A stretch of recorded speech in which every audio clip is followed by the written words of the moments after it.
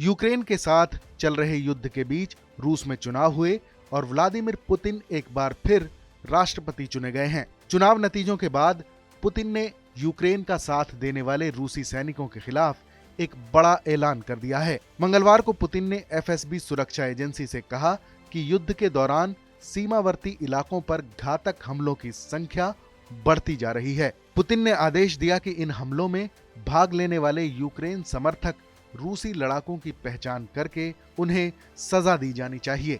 Так как это всегда было в нашей истории. Не забывать, кто они такие, выявлять их поименно.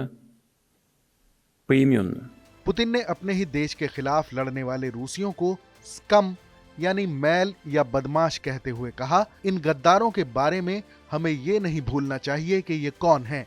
हमें उन्हें नाम से पहचानना चाहिए। हम उन्हें बिना किसी सीमा के दंडित करेंगे, चाहे वो कहीं भी हों। 6 साल का नया कार्यकाल हासिल करने के एक दिन बाद रूसी राष्ट्रपति व्लादिमीर पुतिन यूक्रेन से क्रीमिया पर रूस के कब्जे की 10वीं वर्षगांठ के मौके पर सोमवार को रेड स्क्वायर पर एक ओपन एयर कॉन्सर्ट में कुछ देर के लिए शामिल हुए थे। काला सागर प्रायद्वीप पर कब्जा मॉस्को द्वारा 2022 में यूक्रेन के 4 अन्य क्षेत्रों पर कब्जा करने का आगाज था, जिसमें उसने कुछ हिस्सों पर रूस का कब्जा घोषित कर दिया था, जिसकी संयुक्त राष्ट्र में अधिकांश देशों ने निंदा की थी। पुतिन ने इस कॉन्सर्ट में झंडा लहराती एक बड़ी भीड़ को संबोधित करते हुए कहा कि उन इलाकों की रूस में वापसी क्रीमिया की तुलना में बहुत ज्यादा गंभीर और दुखद थी, लेकिन ये काम अब पूरा हो चुका है। पुतिन ने अपना स्पेशल मिलिट्री ऑपरेशन शुरू करने के 2 साल बाद कहा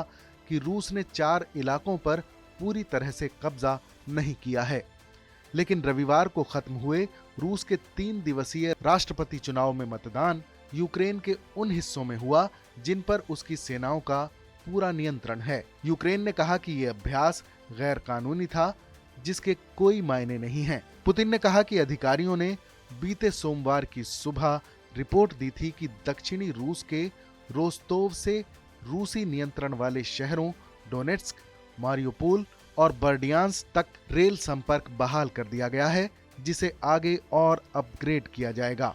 इस खबर पर अपनी राय हमें जरूर बताएं। बाकी देश और दुनिया की तमाम बड़ी खबरों के लिए देखते रहें TV9 भारतवर्ष डिजिटल।